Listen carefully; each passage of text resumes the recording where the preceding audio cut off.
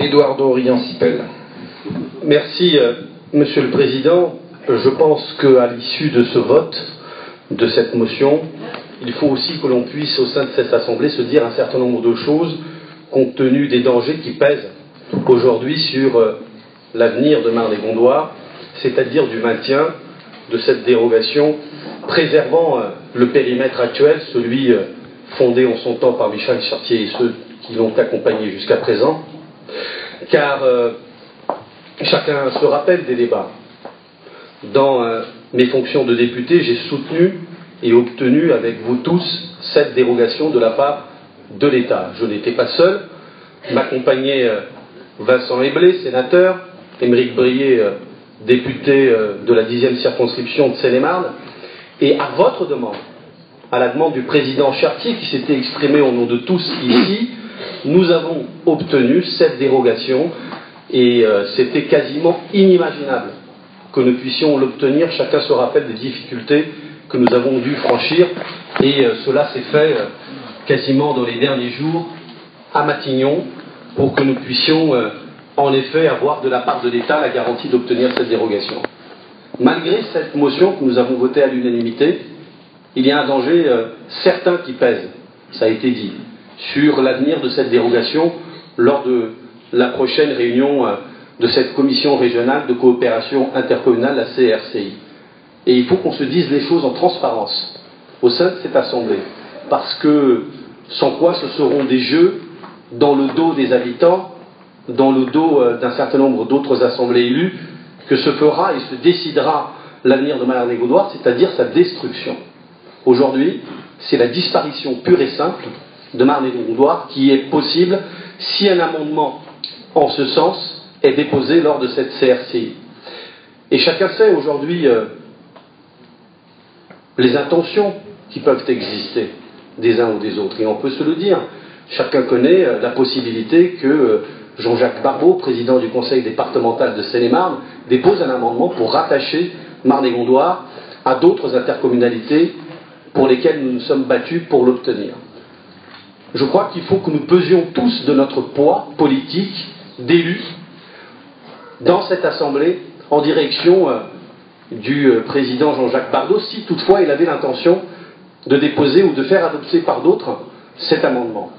Je ne suis pas de la même famille politique que M. Barbeau, mais les partis politiques aussi peuvent exister. J'ai entendu tout à l'heure ce que disait M. Gray, parce que parfois ils peuvent être aussi un lieu de régulation.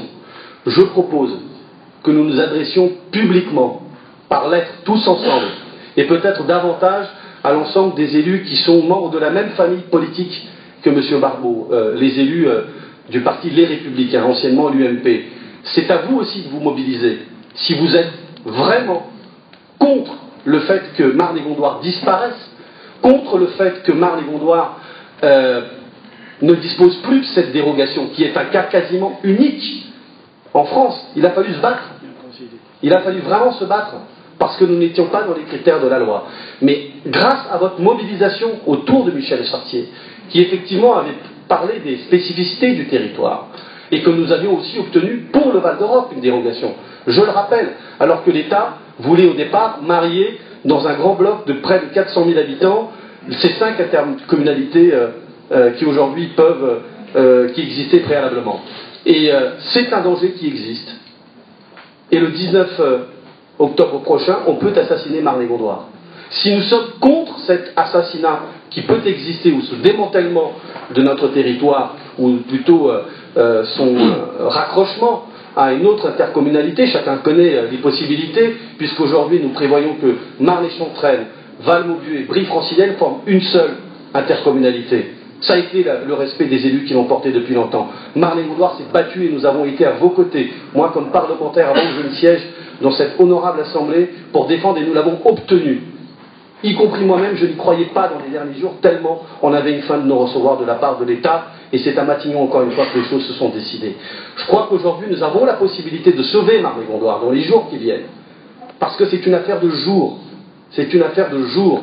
Alors je crois qu'il faut peut-être que nous écrivions tous ensemble, et peut-être aussi que ceux qui appartiennent à la même famille politique que M. Barbeau lui disent clairement, par écrit, publiquement, que vous ne souhaitez pas que Marne-et-Gondoire disparaisse dans un autre ensemble.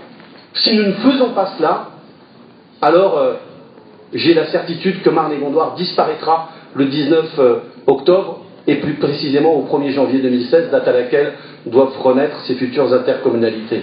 J'en appelle donc à chacune et à chacun d'entre vous de faire cet acte politique, cet acte public, parce que sans quoi nous serions, en tout cas moi je ne le serais pas, mais on pourra considérer que nous aurions été, ou que celles et ceux qui n'auraient pas poussé jusqu'au bout la détermination de respecter notre choix et votre choix préalable, de l'Assemblée préalable à celle-ci, de respecter donc la volonté de laisser Marne-et-Gondoire survivre et de continuer ce projet.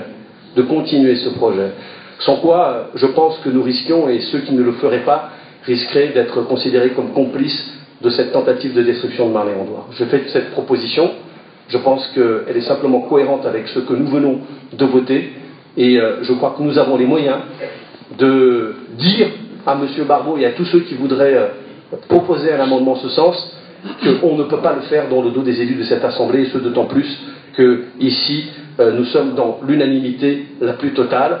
Je le dis à celles et ceux qui appartiennent au Parti des Républicains, vous avez les moyens d'empêcher M. Barbeau, et vous avez les moyens d'empêcher ceux qui souhaiteraient aller contre notre volonté ici même.